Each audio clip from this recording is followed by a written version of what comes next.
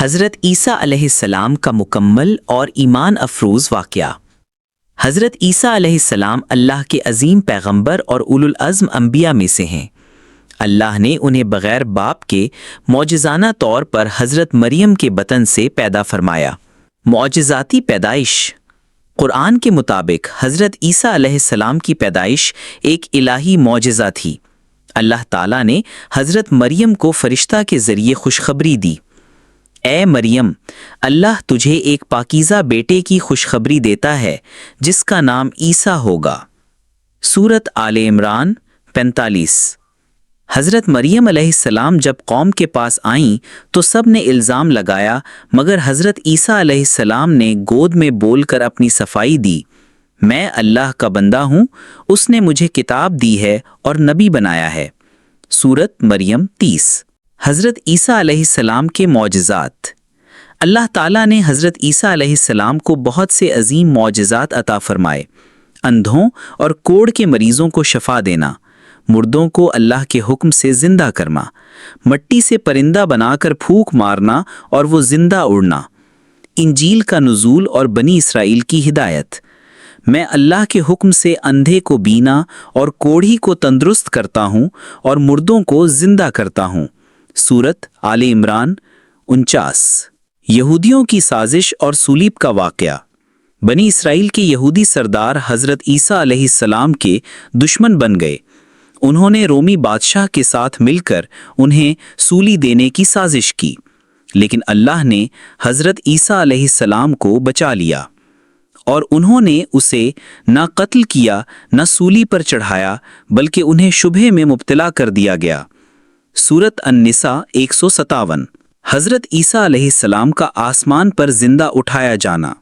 اللہ تعالیٰ نے انہیں زندہ ہی آسمان پر اٹھا لیا، بلکہ اللہ نے اسے اپنی طرف اٹھا لیا، اور اللہ غالب اور حکمت والا ہے۔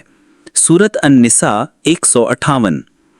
اس وقت سے حضرت عیسیٰ علیہ السلام زندہ ہیں اور اللہ کے حکم سے آسمان پر موجود ہیں۔ حضرت عیسیٰ علیہ السلام کا دوبارہ دنیا میں آنا۔ اسلامی عقیدے کے مطابق حضرت عیسیٰ علیہ السلام قیامت کے قریب دوبارہ دنیا میں آئیں گے۔ ان کے نزول کے وقت وہ دمشق کی سفید مینار کے قریب نازل ہوں گے۔ امام مہدی کے ساتھ مل کر دجال کو قتل کریں گے، شریعت محمدی کے مطابق عمل کریں گے، جزیہ ختم کریں گے اور سولی کو توڑیں گے، عدل سے حکومت کریں گے، پھر وفات پائیں گے اور دفن کیے جائیں گے۔ حدیث: عیسیٰ ابن مریم نازل ہوں گے، عدل سے حکومت کریں گے، سولی کو توڑیں گے، خنزیر کو قتل کریں گے۔ حضرت خضر علیہ السلام کا مکمل واقعہ سورۃ الکہف کی روشنی میں۔ آغاز واقعہ۔ حضرت موسیٰ علیہ السلام نے ایک بار اللہ تعالیٰ سے عرض کی، اے میرے رب، کیا زمین پر کوئی ایسا شخص ہے جو مجھ سے زیادہ علم رکھتا ہو؟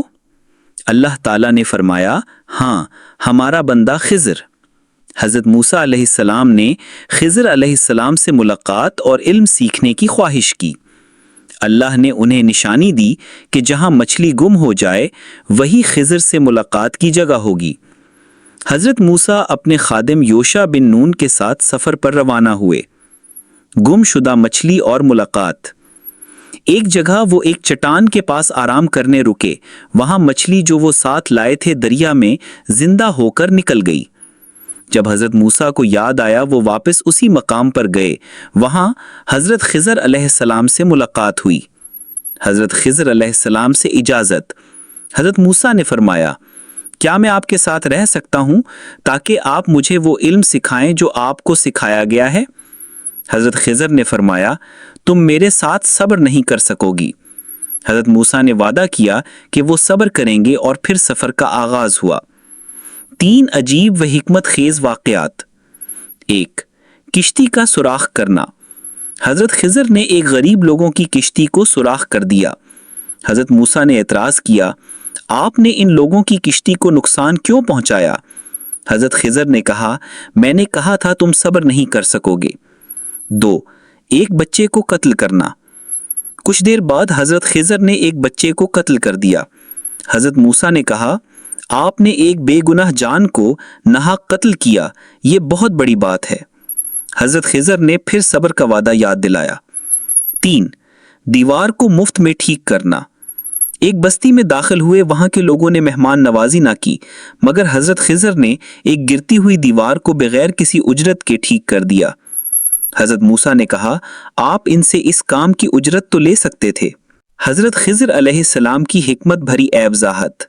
جب 3 بار حضرت موسیٰ صبر نہ کر سکے، حضرت خضر علیہ السلام نے کہا، اب میرا اور تمہارا ساتھ ختم، مگر ان کاموں کی حقیقت سن لو۔ کشتی۔ وہ کشتی غریب لوگوں کی تھی اور بادشاہ ہر اچھی کشتی کو زبردستی لے لیتا تھا، اس لیے میں نے عیب ڈال دیا تاکہ بچ جائے۔ وہ بچہ بڑا ہو کر اپنے ماں باپ کے لیے مصیبت بن جاتا، اس لیے اللہ نے چاہا کہ اسے لے کر نیک اولاد عطا کرے۔ وہ دیوار 2 یتیم بچوں کی تھی، نیچے ان کا خزانہ دفن تھا۔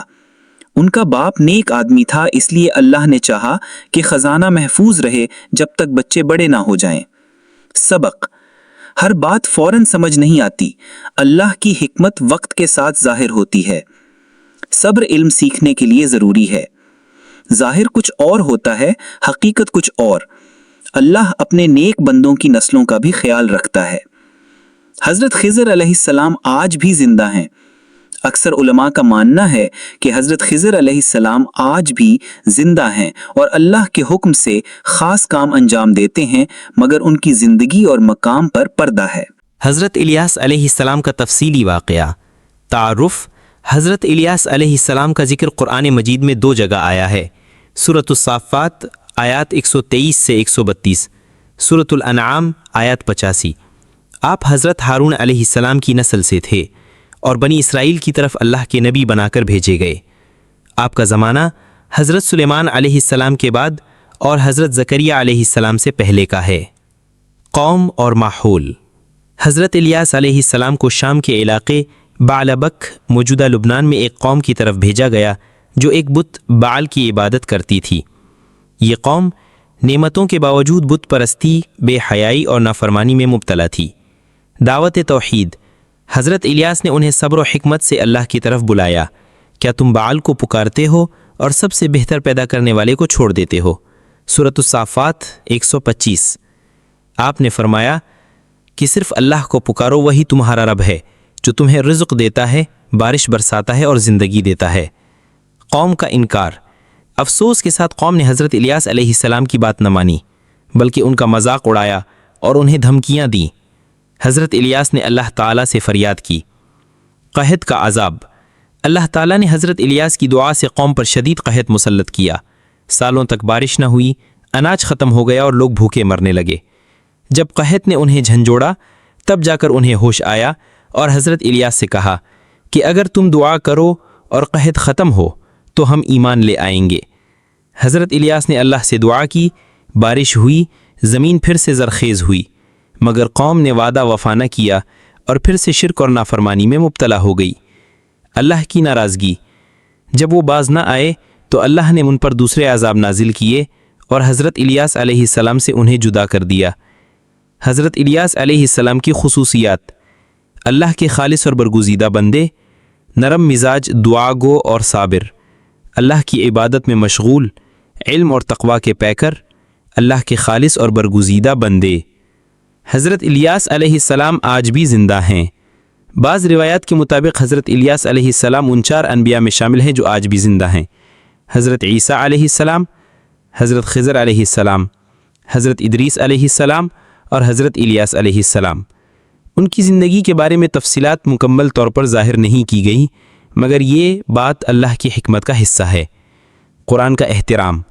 الیاس بھی یقیناً پیغمبروں میں سے تھا، ہم نے اس پر بھی احسان کیا اور ہم نیکوکاروں کو اسی طرح جزا دیتے ہیں۔ سورۃ الصافات 123 سے 132۔ سبق۔ دعوت کے کام میں صبر اور ثابت قدمی ضروری ہے۔ قومیں جب نافرمان ہوں تو اللہ کی نعمتیں بھی چھن جاتی ہیں۔ وعدے توڑنا اللہ کو ناراض کرتا ہے۔ اللہ کے نیک بندے اکیلے بھی حق پر قائم رہتے ہیں۔ توحید سب سے اعلیٰ پیغام ہے۔ حضرت ادریس علیہ السلام کا مکمل واقعہ۔ تفصیل سے۔ نسب اور زمانہ۔ حضرت ادریس علیہ السلام حضرت شیس علیہ السلام کے پوتے اور حضرت آدم علیہ السلام کی 5ویں نسل میں سے تھے۔ آپ کا اصل نام اخنوخ تھا اور قرآن میں آپ کو ادریس کے نام سے ذکر کیا گیا۔ قرآن میں ذکر اور کتاب میں ادریس کا ذکر کیجیے، بے شک وہ سچے نبی تھے، ہم نے انہیں بلند مقام پر اٹھا لیا۔ سورہ مریم 56-57۔ اور اسماعیل، ادریس اور ذوالکفل کو بھی یاد رکھو، یہ سب صبر لوگوں میں سے تھے۔ سورۃ الانبیاء 85-85۔ حضرت ادریس علیہ السلام کی خصوصیات: پہلے انسان جنہوں نے قلم سے لکھا، سلائی اور کپڑا بنانے کا ہنر انسانیت کو سکھایا، ستاروں کی چال جانے والے پہلے نبی، صبر و استقامت کے پیکر، خاموشی سے علم اور نیکی پھیلانے والے، حکمت، ریاضت اور نظم و ضبط میں بے مثال۔ نبوت کا آغاز: اللہ تعالیٰ نے حضرت ادریس علیہ السلام کو نبوت عطا فرمائی اور انہیں انسانوں کو شرک سے روکنے، نماز، روزہ، صدقہ اور علم کی تلقین کرنے، اچھائی کا حکم اور برائی سے منع کرنے کا فریضہ سونپا۔ حق اور باطل کی جنگ: آپ نے اس دور میں بھی ظالم بادشاہوں، سرکش قوموں اور نافرمان لوگوں کو راہ ہدایت کی طرف بلایا۔ کئی لوگ آپ پر ایمان لائے مگر اکثر نے انکار کیا۔ حضرت ادریس علیہ السلام نے پہلی بار جہاد کا تصور متعارف کروایا تاکہ ظالموں کو ظلم سے روکا جائے۔ آسمانوں پر چڑھنا: حضرت ادریس علیہ السلام کے بارے میں یہ بھی روایت ہے کہ اللہ تعالیٰ نے انہیں زندہ حالت میں آسمان پر بلند فرما دیا۔ حضرت ابن عباس رضی اللہ عنہ کی روایت ہے کہ حضرت ادریس علیہ السلام فرشتے کے ذریعے اللہ سے بات کرنے کے خواہش مند تھے۔ فرشتہ انہیں لے کر آسمان پر گیا اور جب وہ چوتھے آسمان پر پہنچے تو وہیں ان کی روح قبض کر لی گئی۔ اسی لیے قرآن کہتا ہے اور ہم نے انہیں بلند مقام پر اٹھا لیا۔ سورۃ المریم 57۔ حضرت ادریس علیہ السلام کا مقام: آپ کا شمار صدیقین اور انبیاء میں ہوتا ہے۔ بعض مفسرین کے مطابق حضرت ادریس علیہ السلام آج بھی زندہ ہیں، یعنی 4 زندہ انبیاء میں شامل ہیں، مگر اس پر مکمل اتفاق نہیں ہے۔ سبق: علم، صنعت اور حکمت نبیوں کی سنت ہے۔ خاموش دعوت بھی دلوں کو بدل سکتی ہے۔ جو نیکی کا آغاز کرتا ہے وہ دنیا بدل دیتا ہے۔ اللہ جسے چاہے مقام بلند عطا فرماتا ہے۔ دنیا میں اصلاح کے لیے علم اور قربانی دونوں درکار ہیں۔